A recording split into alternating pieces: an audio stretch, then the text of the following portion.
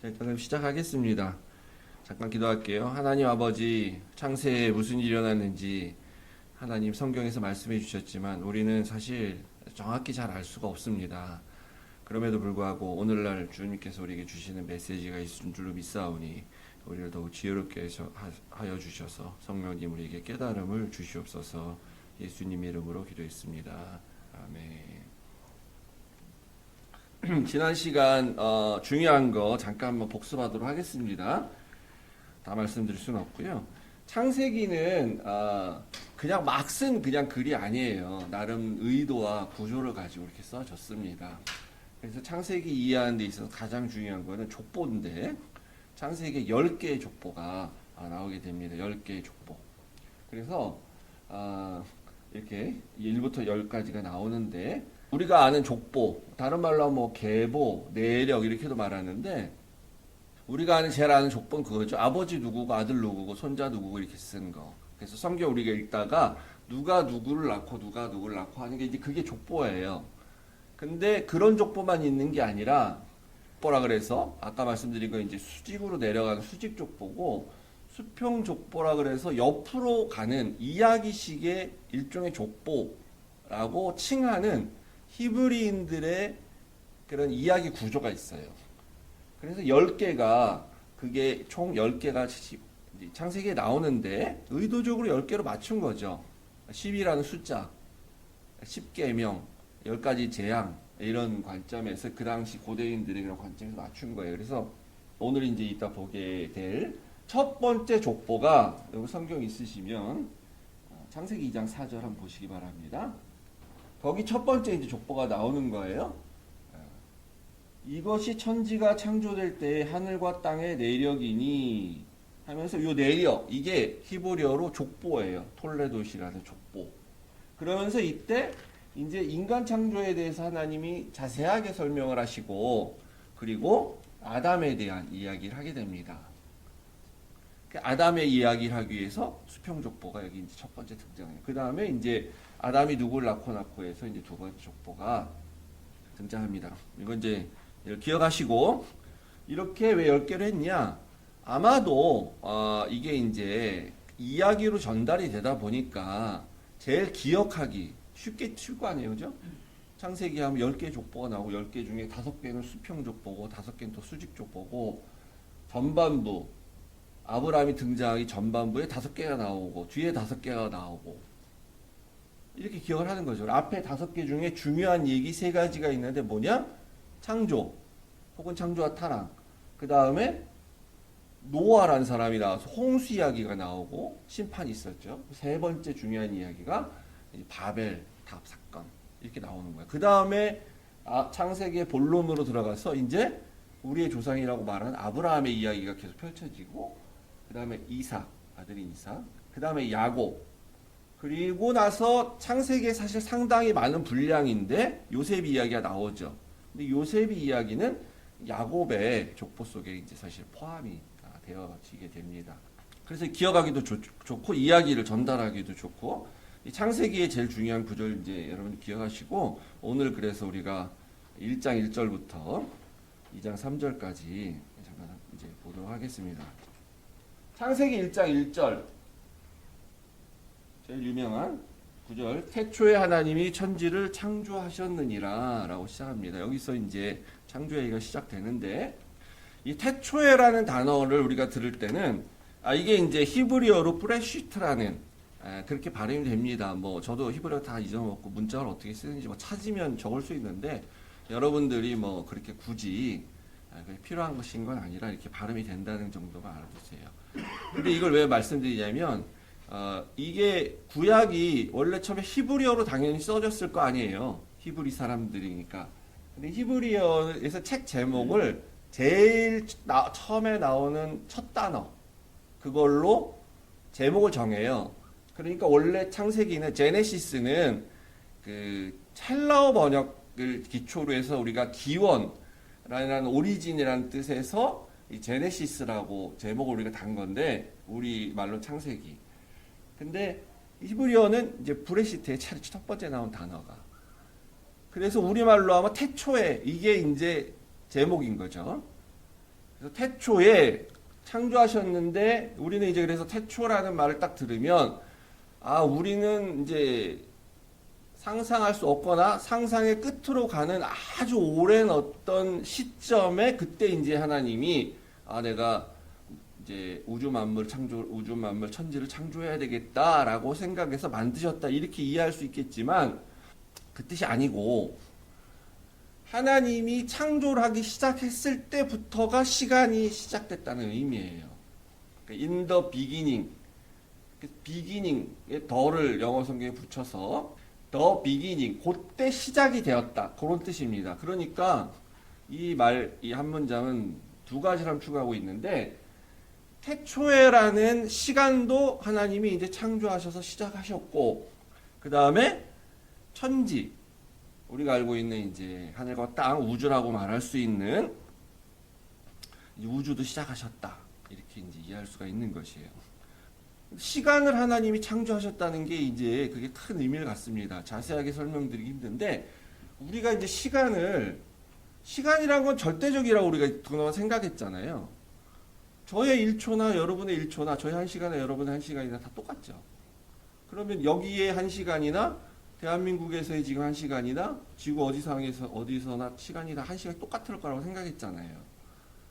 그런데 20세기에 들어와서 아인슈타인이라는 사람 때문에 옛날에는 막연하게 그냥 철학자들이 사상적으로 생각했던 일이 과학적으로 이론적으로 이제 증명이 되기 시작했는데 시간이 다 같지 않다라는 걸 우리가 알게 됐어요. 시간이 절대적이지가 않다. 상대적이다. 그래서 지구에서의 시간과 우주에서의 시간이 다르고 지구에서의 시간도 어떤 물체가 빛에 근접한 빠른 속도로 달리면 날아가거나 이렇게 움직이면 그 안에서 가는 시간이 다르다라는 걸 알게 됐어요. 그래서 실제 우리가 운전할 때 GPS 내비게이션 보잖아요. 그게 아시다시피 이제 지구 위에 위성에서 신호를 주는 겁니다. 삼각 측량을 해가지고 위성 3개가 내가 지금 어디 있는지를 측정해서 내가 어디로 가는지 알려주는 거야. 실시간으로 신호를. 그러면은 그 GPS 위성에 있는 시간과 내 시계가 같아야 되잖아요. 당연히. 그래야 오차가 안 생길 거 아니에요. 내가 지금 1시간 뒤에 도착한다 그러는데 시계가 다르면 도착 시간이 일단 달라지죠. 근데 위성이 이제 아주 높진 않지만 우리가 살고 있는 지구 지표면보다 상당히 높이 있죠. 높이 있을 때 시간이 조금 빨리 가요. 그래서 높은 타워 이런 데 사는 거는 빨리 우리 늙을 수 있다. 그러니까 우리가 느낄 수는 전혀 없지만 이론적으로는 그래요. 조금 빨리 늙을 수 있어. 시간이 조금 빨리 가. 그래서 위성에 있는 시간은 계속해서 보정을 해줍니다. 지상에 있는 시간하고 이제 오차가 안 생기도록. 근데 이제 그거는 이제 과학적인 얘기고, 이게 무슨 의미를 가지고 있냐? 시간은 절대적이라고 생각했는데, 시간이 상대적이란 거예요. 그러면, 상대적인 시간을 만든, 시간을 그러니까 넘나들 수 있는, 초월하는 존재가 있을 수 있다라고 우리 생각해 볼 수 있겠죠? 그게 하나님이시죠. 시간을 창조하신 분. 그 정도로 이제 우리 하고, 그 다음에, 시간을 그러면 하나님이 창조하셨으니까 끝도 있겠죠, 당연히. 시간이라는 시작을 했으니까. 마지막이 있을 거 아니에요. 그래서 성경에는 요한계시록 22장 13절. 여러분, 제일 마지막 성경. 성경 공부 시간이니까 우리가 성경을 좀 찾는 그런 거 있어야 됩니다. 제가 화면으로 다 보여드릴 수 없고. 나는 알파와 오메가요. 처음과 마지막이요. 시작과 마침이라.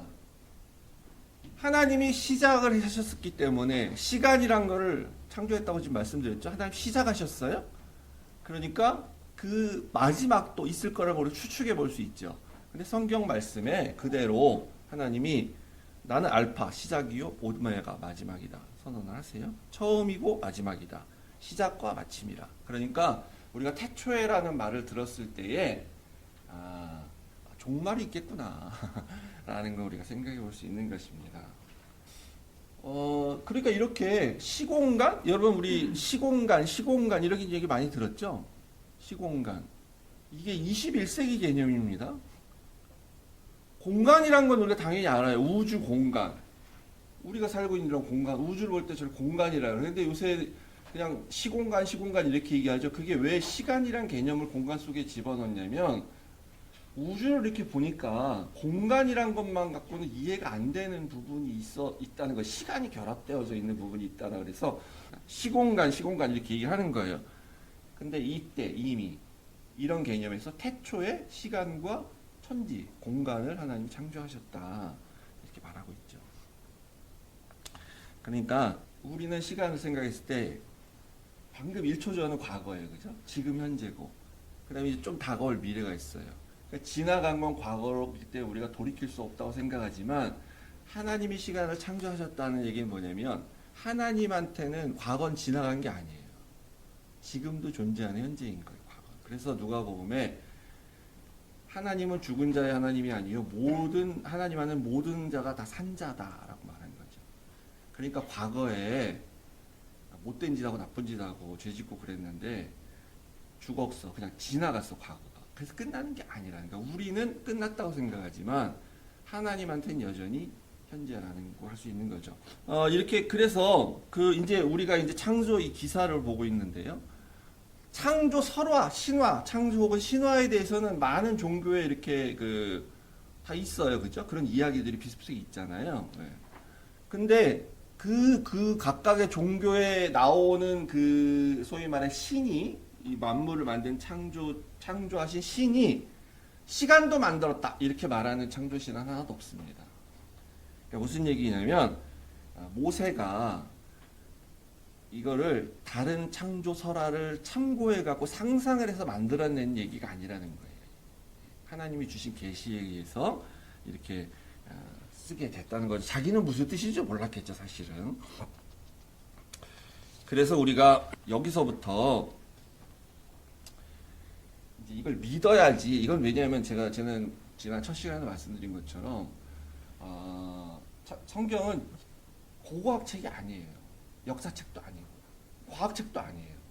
우리가 믿는 믿음의 신앙의 경전인 거예요. 우리가 믿는 기독교의 경전이에요. 그래서 우리가 그런 관점에서 믿음으로 봐야지 그 다음 단계로 나아갈 수가 있게 되는 거예요. 나는 도저히 못 믿겠어, 여기서부터. 그러면은 뒤에는 공부를 할 수가 없는 거죠. 아예. 그렇게 해서 하나님이 처음 이제 태초에 시간과 공간이라고 할 수 있는 천지를 만드신 상태였는데 그때가 어떤 상태였느냐 하고 말씀하는 게 창조의 이제 처음 상태라고 할 수 있는 2절에 나옵니다. 그때 만든 땅이 혼돈하고 공허한 상태라고 말을 하고 있어요. 창조의 처음 상태가 땅과 바다로 이렇게 나눠져 있는데 혼돈스럽고 공허한 상태. 그냥 상상해 보세요. 어떤 상태인 건지. 그래서 이 땅이 이제 뒷부분에 또 말씀드리겠지만 이게 우리가 살고 있는 지구의 이 땅이 아니라 그냥 어떤 물질 세계, 우주에 있는 어떤 땅이라고 표현된 물질 세계라고 이제 해석한 사람도 있고, 아니다, 이건 지구를 말하는 거다, 이렇게 지구의 땅 말하는 거다, 이런 사람도 있어요. 근데 그 땅이 지금 오늘날 같은 이런 상태가 아니고, 우리 가끔 무슨 영화나 이런 데 볼 때 보면 나오는 것처럼 막 혼란스럽게 그냥 막 온갖 화산 터지고 지진 맨날 있고 이렇게 천둥번개가 치고 있고 같은 그런 상태. 였다라고 말하는 사람도 있는데 어쨌든 이 정리가 안 된 상태입니다. 그래서 성경은 뭐라고 표현하고 있냐면 혼돈스럽고 공허한 상태다라고 말하고, 그리고 이제 흑암이 깊음 위에 있다고 할 때 이 깊음은 단어가 왜 이렇게 사용되는지 모르겠지만 이제 바다를 가리키는 말입니다. 그러니까 땅은 그런 상태고 바다는 어둠이 이제 짙게 깔려서 아무런 빛도 없이 있는 상태, 이렇게 묘사된 그런 상태다라고 말하고 있습니다. 그 상태에서 하나님의 영이 수면 위를 운행하고 있었던 상태다라는 거죠. 그러면서 이제 첫째 날 창조가 이제 시작이 됩니다. 그러니까 우리가 하나님이 어떤 식으로 창조를 하실 건가를 조금 이제 추측해 볼 수가 있겠죠. 혼돈스러웠으니까 질서를 이렇게 만들어가는 과정으로 창조를 하시는 거예요. 그 표를 보시면은 이제 첫째 날에 빛과 어둠을 이렇게 나누죠. 빛과 이제 어둠이 섞여 있다고 할까요? 혼돈스러운 그런 상태에서 나누시고, 둘째 날에 물과 하늘도 나누시고, 그리고 네 번째 광명체, 해와 달, 별들을 나누시고, 이렇게 질서 있게 정리를 쭉 하시는 그런 모습으로 나가게 되죠. 그리고 이제 공허한 상태였다. 다른 말로 하면 비어 있는 그런 상태였다라고 하죠. 그래서 그 안을 이게 채우는, 충만하게 하는 그런 창조로서 이제 그 셋째 날, 다섯째 날, 여섯째 날. 그래서 땅에는 뭐 채소와 식물, 그리고 바다에는 물고기들, 공중에는 새들 이렇게 창조하셨다라고 말합니다. 그리고 여섯째 날에 그 땅 위에 추가적으로 각종 동물들과 인간을 창조하시는 이제 이런 식으로 해서 하나님 창조하신다는 말씀이에요. 그래서 하나님이 이제 이걸 어떤 도구로서 창조하시나 하는 창조의 패턴을 보면 말씀으로 다 하세요, 말씀. 그래서 첫 번째 선언하시고 명령하시고 완성되었더라. 그래서 이게 다 말로 이루어지는 거죠. 하나님의 말씀으로. 그 다음에 평가하십니다. 그리고 이제 시간의 흐름이 저녁이 되고 아침이 되었다. 이렇게 이제 말을 하고 있습니다. 성령이, 하나님의 영이 그 수면 위를 운행하시더라라고 말하는 이 구절은 여러 가지로 그냥 신학적으로 우리가 추가적으로 해석을 하는데, 이 말이, 이 운행하다라는 이 말이요, 새가 움직이는 동작을 표현하는 데서 다른 성경 구절에서 이제 쓰이게 됩니다. 신명기 23장에 보면은 32장, 신명기 32장 11절에 보면 어미 독수리가 새끼 독수리를 이렇게 양육하고 보호하고 훈련시키고 그럴 때 그런 동작으로 이렇게 쓰여요. 운행한다는 게. 그러니까 성령이 수면 위를 운행한다라는 게 마치 새가 그런 역할을 하는 것처럼 묘사가 된다는 거예요. 그래서 그게 이제 신약시대에 예수님이 세례를 받고 올라올 때 성령이 비둘기처럼 임재하였다라고 말할 때 마태는 새가 어떤 형태로 움직이는 것 같은 그런 식으로 묘사를 해요. 동작을 중심으로. 반면에 누가는 이게 어떤 모양이었냐, 비둘기의 형태. 이 비둘기가 아닌데 비둘기처럼 보였다는 거죠. 성령의 그 세례받고 올라오실 때 성령의 나타나심이. 그랬을 때 이 동작하는 모습이, 새가 움직이는 것 같은 그 모습이 이 성령의 이 운행하신다라는 걸 표현이 되면서, 이거는 이제 마치 노아가 그 나중에 땅이 말랐는가 확인하기 위해서 비둘기를 내보냈을 때 감람나무 잎을 물고 오죠. 그랬을 때 새로운 시대가 도래된다라는 그런 걸 상징하는 면에서 이렇게 표현하고 있다라고 하기도 합니다. 그러니까 이렇게 혼란스러운 이런 상태인데, 이제 하나님이 창조하심을 통해서 이제 새로운 시대가 도래할 것이다 라고 말을 한다는 것이죠. 그래서 이 창조에 대해서 하나하나 각각 우리가 자세하게 살필 필요는 없고요. 대략적으로 제가 말씀을 드렸는데, 그러면 이제 이런 의문들이 들 겁니다. 그리고 이제 여러분들이 이제 과거에 많이 들었던 얘기들 통해서 제가 어디서 들으니까 태양보다 지구가 먼저 창조됐다 그러던데요. 그런 얘기 들어보셨어요? 우리가 이제 자연과학 혹은 지구과학에서 배운 바에 의하면 행성의 생성은 태양이 먼저 생기고 그 다음에 이런 행성들, 뭐 수성, 금성, 지구 이런 것들이 나중에 이제 생기게 되는 거라고 우리가 알고 있어요. 근데 이제 창세기에 보니까 큰 광명, 작은 광명, 해와 달은 넷째 날 만드셨잖아요. 첫째 날 천지를 만드시고, 그리고 그때 거기 빛이 없어서 빛이 있으시라고 말씀을 하셨잖아요. 그러니까 지구가 먼저 창조가 된 거다. 이게 획기적인 그런 얘기인데 과학적 근거는 없어요. 과학적 근거는 없고 창조 과학을 이제 주장하는 그런 입장에서 문자적으로 봤을 때 그게 보이잖아요. 넷째 날 창조하셨으니까 해와 달을.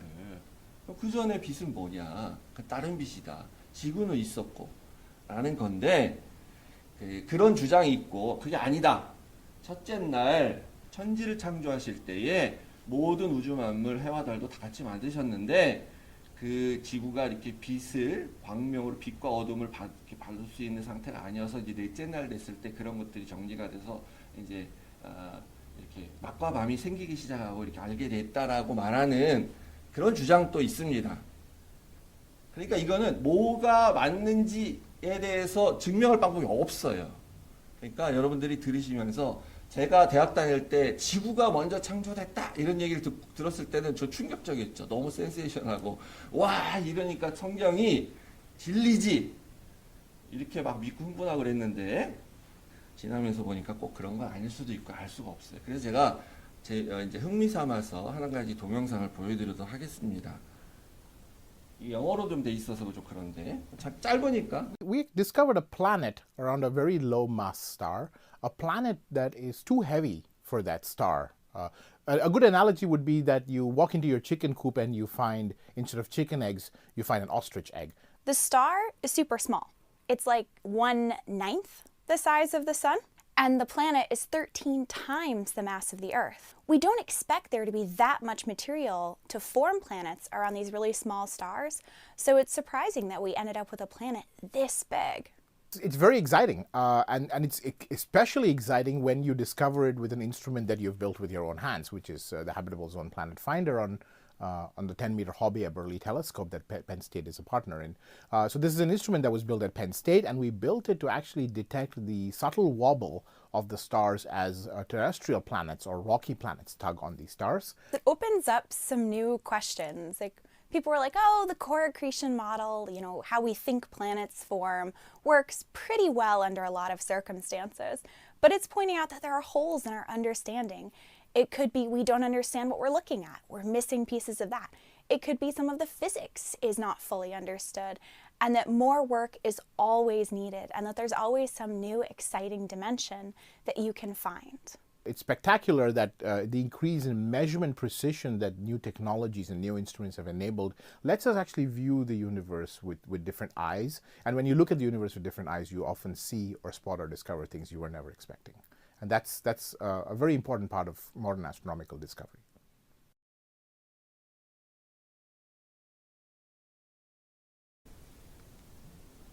작년 연말쯤인가 이 펜스테이트 이쪽의 연구진이 뭘 하나 발견을 했어요. 간단히 말씀드리면 이런 겁니다. 50광년 정도 떨어진 어느 위치에 별을 하나를 봤는데 우리가 알고 있는 지금까지 과학이라고 했던 거는 이렇게 태양 같은 거에 이제 지구가 이렇게 행성으로 있죠. 태양이 항성입니다. 빛을 내는 항성. 그리고 거기를 공전하는 지구가 이제 행성이에요. 자체는 빛을 못 내는. 그러면은 이렇게 보통 큰 질량을 가진 항성에 작은 질량을 가진 작은 사이즈의 행성이 공전을 하게 돼요. 그죠? 근데 이 별을 발견을 했는데 3154라는 저 별을 발견을 했는데 거기에 공전을 하고 있는 하나의 별을 발견을 했어요. 근데 어떻게 이걸 측정하는지 묻지 마세요. 이런 것까지는 모르니까 저도. 저 작은 별이 지구보다 13배인데 저 태양, 여기에 태양이라고 말하는 저 스타가 태양의 한 9분의 1 정도밖에 안 된 작은 사이즈고 가벼워요. 질량이. 질량 어떻게 측정하는지 나름 다 방법이 있나 봐요. 오히려 저 B로 붙인 저 행성이 더 무거워. 더 질량이 더 커요. 근데 제가 공전을 해요. 저 태양을. 3.7일마다 한 번씩 한 바퀴를 돌아요. 굉장히 빠르게 도는 거죠. 굉장히 가깝게 있는 거예요. 지금까지는 이렇게 질량이 가벼운 게 큰 이런 태양 같은 걸 공전을 해야만 되는 걸로 알고 있었는데, 그리고 질량이 거기서 더 커지면 어느 정도의 한계를 넘어가면 그런 공전을 못하고 얘가 질량이 무겁기 때문에 튕겨져 나가거나 이렇게 될 거라고 생각을 했고, 그렇게 다 모든 별이 그런 줄 알았는데 전혀 그렇지 않은 별을 발견을 한 거예요. 공전을 하는 저 작은 별이 더 무겁고 제가 저 가벼운데 얘가 돌아 쟤를. 그래서 이제 이게 우리는 잘 모르는 얘기지만 굉장히 충격적인 얘기인데, 아까 그 교수가 말하는 게 뭐냐면 우리 모르는 게 너무 많다 결론이. 알 수가 없다. 왜 그런지. 그러니까 제가 드리고 싶은 말씀은 뭐냐면은 지구가 더 먼저 만들어졌는지 태양이 더 먼저 만들어져 가지고 지구가 나중에 생긴 건지에 대해서 우리 알 수가 없어요. 그리고 성경이 또 정확하게 그걸 얘기하려고 하는 게 아니에요. 지구가 더 먼저 생긴 거야. 이거 말하고 싶은 게 아니에요. 창세기가. 그러니까 그런 거 가지고 우리가 싸울 필요가 없다. 근데 문제가 뭐냐면 의미가 중요한 건데 이제 한 6, 7년, 8년 됐나? 한국에서 이제 그 과학기술통신부 지금 과기부 소위 말하는 그런 이름 자꾸 바꿔서 모르겠습니다. 장관을 임명할 때 그 질문을 해요. 당신은 교회 다니는 장로인데 당신 창조론을 믿냐? 그러면은 이 사람이 대답을 잘해야 되는데 나는 창조론을 믿습니다. 라고 대답해서 낙마한 사람들이 몇 명 생겼어요. 이게 한국의 이슈야. 왜냐면은 아니 과학이라는 게 끊임없이 탐구하고 연구하고 발견을 위해서 애써야 되는데 과기부 장관이 이거 하나님이 다 만든 거야. 이렇게 말하고 있으면 무슨 놈의 연구를 하고 결론이 다 나와 있는데 무슨 과학적 발전이 있겠냐? 라고 이제 해서 그 대답을 잘못하면 낙마가 되는 거예요. 근데 이제 그걸 보면서 뭘 느꼈냐면 그 대답을 잘못했는데 왜 잘못하냐면 저는 장로기 때문에 저는 목사이기 때문에 저는 하나님이 당연히 우주 만물을 만드신 걸로 믿습니다. 그렇지만 과학기술이라는 것은 우리가 끊임없이 연구하고 발전해서 뭐 예를 들어 신이 없다고 가정하고 모든 과학자들은 그렇게 노력해야 되는 일이라고 저는 또 그것도 생각합니다. 뭐 예를 들면 이렇게 대답을 했으면 되는데 왜 그렇게 대답을 잘 못하냐면은 이게 이제 종교적인 도그마인데 우리가 뭘로 구원받습니까? 우리가 이제 구원받는다고 교회에서 말할 때 우리가 어떻게 구원받는 거예요? 예수님의 복음을 믿어서 우리가 구원받는 거죠. 예수님 십자가를 믿어서. 그죠? 근데 우리가 창조론 믿고 안 믿고 믿느냐 안 믿느냐를 가지고 우리 구원받는 거 아니에요, 절대로. 내가 창조론을 나 잘 모르겠어. 믿기 힘들어. 이렇다고 해서 구원 못 받는 거 아닙니다. 근데 이게 진리고 성경에서 그렇게 말하는데 왜 너는 그렇게 고백하지 않느냐라고 우리가 생각하기 시작하면 이게 하나의 교리가 되는 거예요. 도구마가 돼. 그래가지고 마치 창조론을 믿는다고 말하지 않으면 나는 신앙이 잘못된 사람. 나는 구원 못 받는 사람. 이런 식으로 생각을 하게 된다는 거예요. 그래서 내가 장로인데 내가 잘못 얘기하면 내가 나의 신앙이 부정되고 내가 구원 못 받는 사람이 아닌가? 이런 식으로 우리가 착각을 하게 돼. 그러니까 이게 위험한 거예요. 이런 창조론이.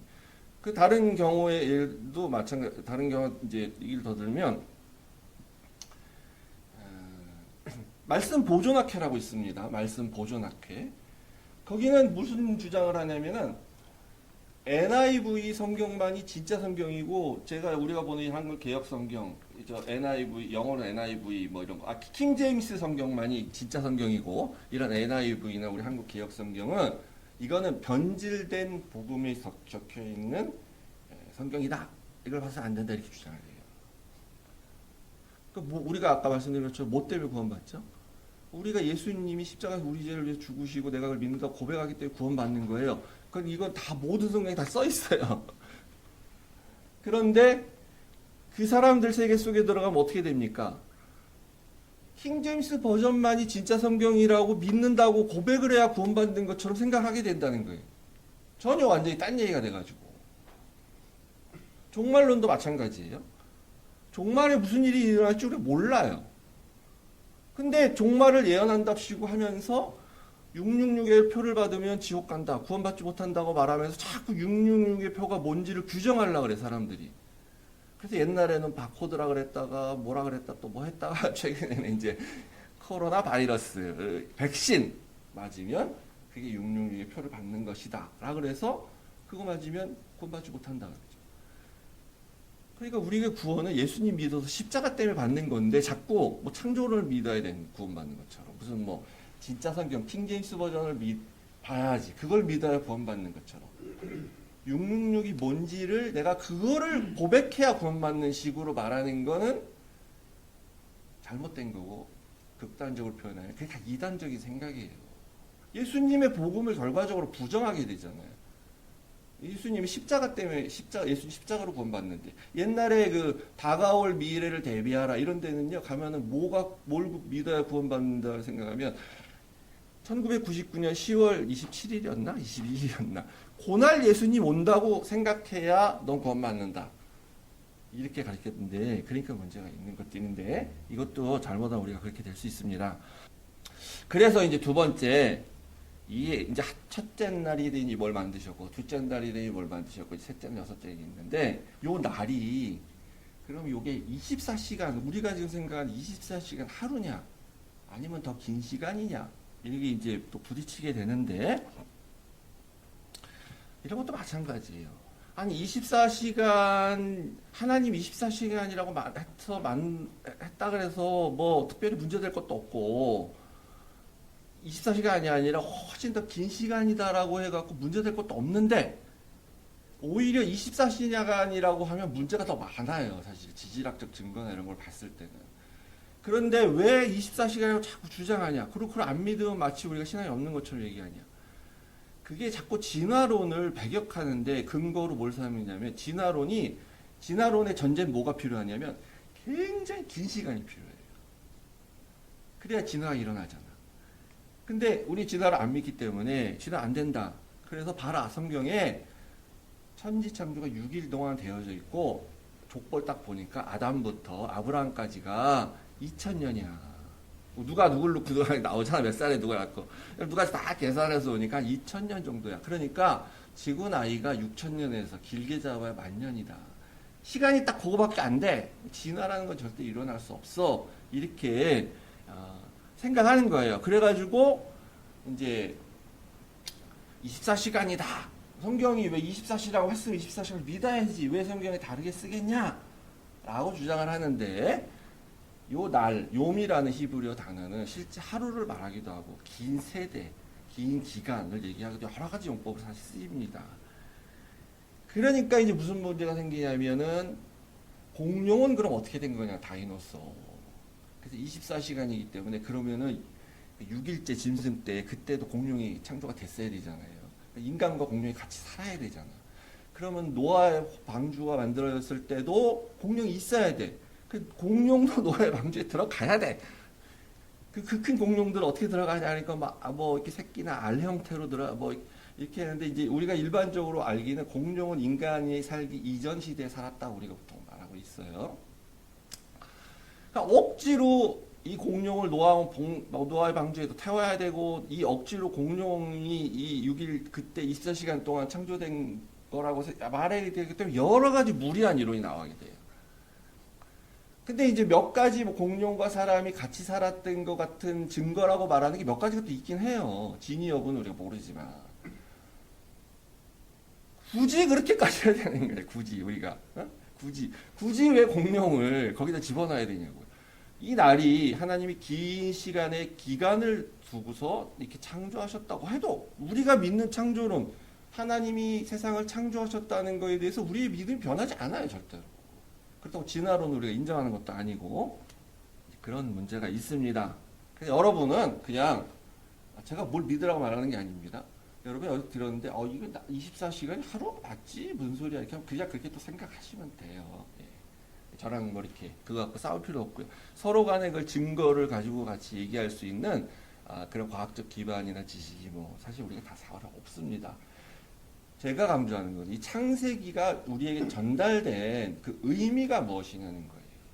하나님은 그런 얘기를 알려주려고 이렇게 하신 건 분명히 아니거든요. 이거는 뭐 중요한 건 아닌데, 혹시나 여러분들이 나중에 들을 일이 있을 것 같아서 말씀드렸습니다. 성경 읽다 보면 둘째 날에만 하나님 보시기에 좋았더라는 언급이 없습니다. 이게 왜 둘째 날만 없는가? 다 있는데, 모든 날에.